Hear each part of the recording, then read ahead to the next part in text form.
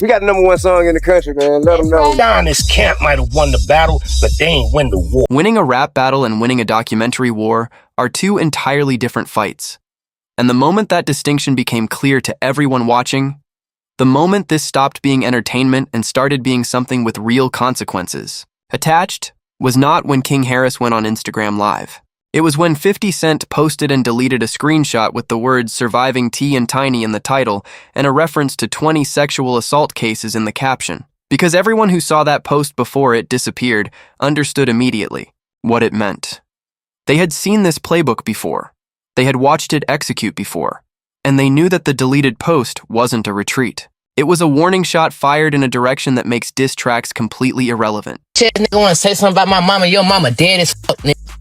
Your mama dead as fuck. Go dig her. Post a picture of your motherfucking mama, nigga. She dead, nigga. Pay respect, nigga. How y'all niggas raised? I'm not raised like that. I'm not going about my mama, nigga. What's wrong with you, nigga? Y'all niggas better tie y'all motherfucking shoes. Y'all niggas don't know who the fuck y'all fucking with. The Crime Stoppers PSA. The unflattering photo of Tiny posted to 30 million followers with a shrug emoji. Each individual move designed to produce a specific reaction from the Harris camp that would then justify the next move. This is 50 Cent's specific genius in conflict. He doesn't just respond to what happens, he engineers the conditions that make the other side's response work against them. Posting Tiny was designed to produce exactly the kind of emotional, unfiltered reaction that came from King Harris. And King Harris responding the way he did, going directly at 50's dead mother, then the t-shirt with Sabrina Jackson's image, handed 50 Cent the moral positioning he needed to be the wounded party in the public's eyes while simultaneously generating behavior from the Harris camp that his attorneys could catalog. The sequence isn't chaos. It's architecture. Ty's mother's birthday video the day after King Harris's Instagram Live is the kind of move that communicates everything without saying anything explicitly. The diss track playing in the background, the caption, the deliberate, visual contrast between celebrating a living mother and the reality of 50's situation. It landed. T.I. and his camp understood that the emotional register of this conflict, who was protecting whom, who was celebrating what the other side had lost, was as important as the lyrical register. But here's the strategic problem with winning, the emotional battle. It doesn't make the documentary go away. It doesn't change what's in the public record from 2021 forward.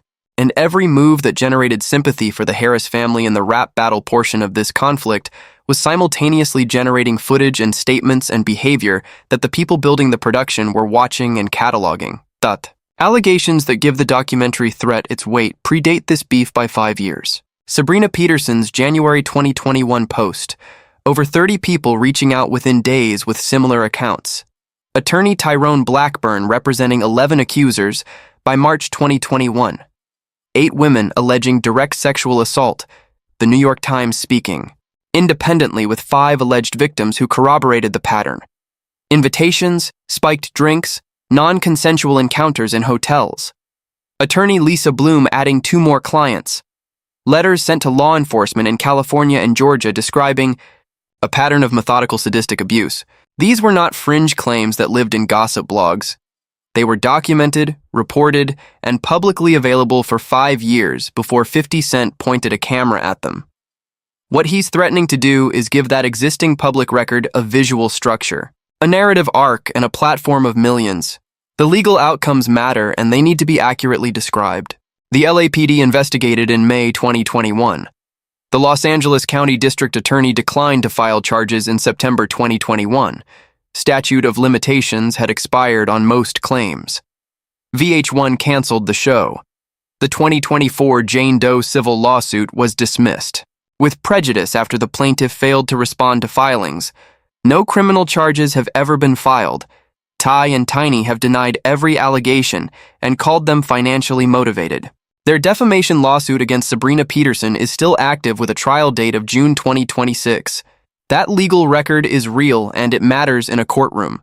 What it cannot do is prevent a production company from speaking to accusers, building a narrative, and distributing it to tens of millions of people on a streaming platform. Legal protection and narrative protection are two completely different things, and 50 Cent has never once needed a conviction to reshape how the public sees someone.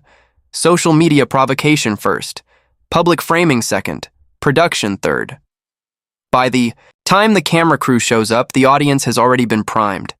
That sequence is not a theory. It is the documented pattern across every significant conflict 50 Cent has engaged in at the documentary level. The deleted surviving Ty and Tiny post was the public framing moment. The Crime Stoppers content and the court footage and the No More Tricks release and the I am the algorithm caption, all of it is warm-up.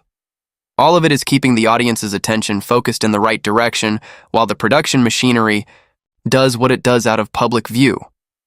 T.I. saying doc for doc is the only viable counter-strategy available, the suggestion that whatever 50 is building can be matched. The question that matters is whether the infrastructure to actually execute that counter-strategy exists at anything close to the level that Gunit Film and Television operates at.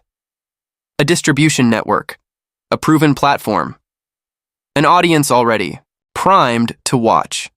That asymmetry is the thing that the diss track results don't address. The Harris family mobilizing as a unit is the most human element of this entire situation. Tiny calling her sons her biggest flex.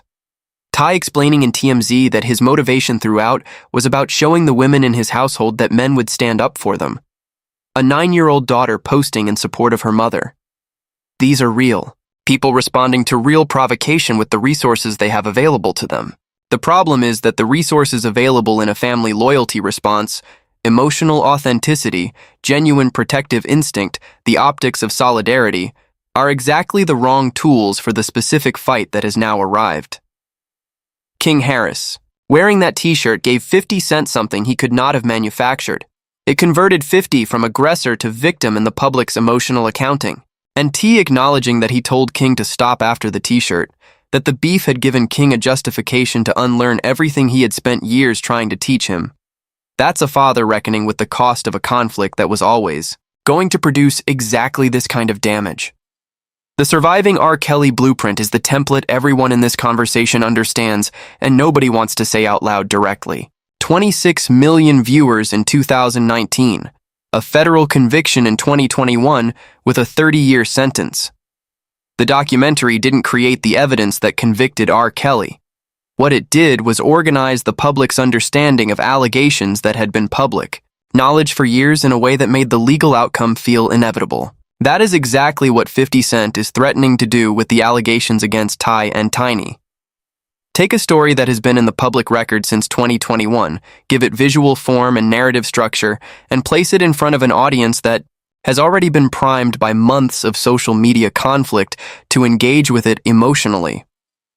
T.I.'s legal situation is different. The statute of limitations has already protected him from criminal prosecution on most claims.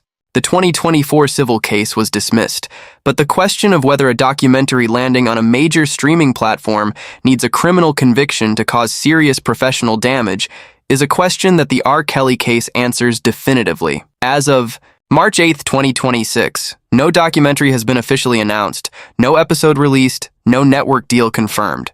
What exists is a threat, a track record, and a calculated silence that is doing exactly the work 50 Cent needs it to do.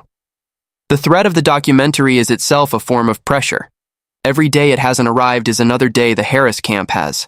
To operate under the weight of not knowing when it comes, what it contains, whose voices are in it, and where it lands. That uncertainty is not accidental. It is the environment 50 is deliberately maintaining because in that environment, T.I.'s camp is forced to keep reacting while 50 controls the pace. The diss tracks are done. The Instagram wars have produced their outcomes. The public has formed its impressions about who won the entertainment portion of this conflict. None of that matters for what comes next. What comes next is a production decision. And when 50 Cent makes a production decision, history suggests that the people on the receiving end should have been paying less attention to who landed the sharper bars and significantly more attention to what was being built while they were celebrating.